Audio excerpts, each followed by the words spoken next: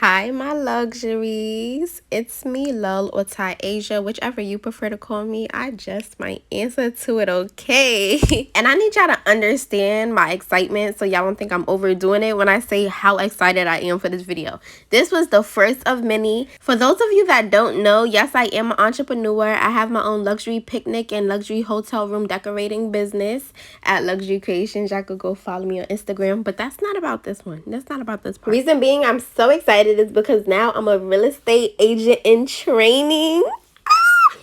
This is a new journey that I'm just so blessed I get to experience. I'm so happy that God called me to do this. And now y'all gonna be coming with me to my first open house. And this ain't no little itty bitty thing, baby. I know y'all ain't see the house yet, but just drop in the comments how much you think the house would be worth, even though you didn't see it. Okay, I'll tell you. $1.2 million. The biggest, not the little one. So if you're looking to buy a home or even sell your current home, if you're in the state of New York, tap in with me. I won't be the one doing the deal, but I will lead you to an exceptional agent. This agent is the one that I'm currently following, so you're in good hands. Drop in the comments and I'll reach out to you. But now it's time for breakfast. I'm currently making breakfast before I go to the open house. Right now it's probably 8:30 in the morning. Technically, this ain't even breakfast for real. I consider anything that I'm eating before 12 p.m. to be breakfast. But I'm eating chicken curry or curry chicken for breakfast with rice and cornbread. There is a lot of similarities from being an entrepreneur as well as being a real estate agent. One of the main ones is the motivation, right? Because when you're an entrepreneur, you're an independent contractor. And when you're a real estate agent, you're an independent contractor. So the money that you make, it's depending on how hard you work. So you really have to be willing and you have to be able to motivate yourself in order to chase your own bag. Because your bag or your income is solely based on your persistence and how hard you worked for it. The next similarity I would say would definitely have to be persuasiveness. You have to be able to persuade the potential buyer into why they should buy your product, whether it's a lip gloss, whether it's a waist trainer, whether it's a car. You have to be able to persuade them on why they should spend their finances, their well-earned finances, on your product. Now you see the same thing could go for a house as well, because a house could be listed, for example, this one that I'm going to, for 1.2 million. But say a potential would say, I think there should be no more than 700. So now my job would have to be to persuade them into showing them why this would be in the 1 million category. I'm dropping the gems. I'm giving y'all the tea. But a way that I will go about persuading them is to enhance its already natural features, right? So it's just like a person. Every person have a specific feature that makes them them. Some people it might be their nose, some people it might be their eyes. You want to look for the house. With a house, look for its natural features that would get people going in a positive way. Now with the house, some of these enhancements might consist of, you got a few acres in the backyard. You got a walk-in closet, maybe 2 master bathrooms. Maybe you got a pool built in into the backyard. You got a balcony. So really look for the features within that house and enhance it to boost your price and to let them know why your price is priced the way that it is. So right now I'm in a car driving on the way to the open house. Y'all seen me make breakfast. Y'all seen me get ready. And now here it is. Y'all about to see the fit. Ooh, and I'm just taking pictures so I can post to my Instagram. Go tap into my Instagram. Follow me. Get connected at Luxury on all platforms. I thought this outfit was really cute.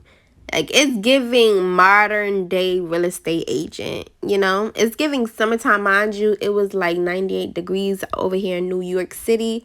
So it was really hot. I'm surprised I even wore pants, but I was like, I'm not going to put on no shorts. I'm not doing that. But overall, this experience has been nothing short of amazing and motivational. Definitely motivational. It's motivating me to just keep pursuing real estate. If you planned on tapping into real estate, if you was looking for a sign, this is it. This is your sign. So I just made it to the home. I'm setting everything up. We're prepping. We're taking out the paperwork. I'm going through the rooms. This is really important for when you get to an open house. You need to make sure all rooms are cleared, and I recommend going with somebody. You're just going to scan each room, make sure nobody's there, look at the way things are placed and set up. so that when you're closing, you can scan again and make sure that everything is still there. Nobody took anything. Although when you are doing an open house and you have a group of people, you always want everybody to be with you. You never want to be in the bedroom while other people's looking in the kitchen. No. For the most part, you want everybody to stay with you. Ask them politely, just if y'all can stay in the group. If it's a group of them, if it's two of them, just politely ask if they can stay with you, and you'll take them through every part of the house. This is just for you as well, because anything can happen in another room that you're not aware of because you're not being attentive. You're not watching the people go through it. So anything can happen and you won't know who to blame. Now this is me in a super cute kitchen area. The appliances are not blue. That is just the film to prevent any scratches from messing up the stainless steel. Now I'm just making my way back to the car because I picked up some cookies as well as some water, because as I mentioned, it was extremely hot this day. So I was really trying to be considerate of my potentials. They're going to be walking around the building. They're going to be looking. I know that it was hot outside, so they just want time to relax. So I picked up some waters as well as some cookies just to make them also feel at home. And that's a really great tip as well. It's recommended if you're doing an open house that you pick up stuff just for your buyers to feel more comfortable and make sure that they feel at home. That's a really big psychology trick, because you'll be allowing them to get the feeling of how it is to live there. So you want to pick up some finger food, you want to pick up some cookies, so that when you're showing them around the house, they're just walking around eating, because that's what we do when we home. We walk around and eat. We're comfortable. Oh, and right here I decided to go outside because there was this one client that I wanted my agent to get all on her own, and I didn't want to be in the midst of it. You know, that was her specific client, so I gave her that time. I went outside and read my book. This book is called Victory in Jesus. It should be available on Amazon, but you may be asking, why do I choose to stand outside and cook rather than sit in a car? Child, I hurried up and rushed out because the client was literally right in front, and I left the keys in the building. But it's fine. It ain't no thing because I needed the sun, and I ended up getting my content anyway. So we're back in the building. And mind you, this is the other part of the building. This is a $1.2 million house, so it does come with two sides. It's a townhouse. A townhouse with two sides, also known as a duplex. I know I can't be the only one, so if you're into real estate, if you're an agent, drop down in the comments any tips or tricks that you may have. Let's help improve each other. Back when I told you I was bringing the cookies and the water for my clients, I was thinking about doing this. If you're an agent, let me know if you think this is a good idea, if I should do it, and maybe if it is a good idea, you could do it yourself. But I was thinking about actually baking cookies in the actual facility. Like, I already have the batter, everything prepped at home, but when I get there, I just put it in the oven and bake it.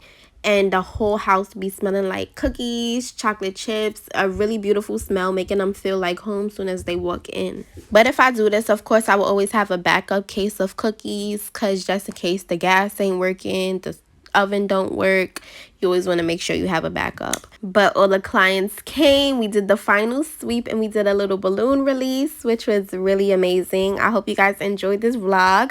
Be sure to subscribe, tap into my social medias, and I'll see y'all in my next video.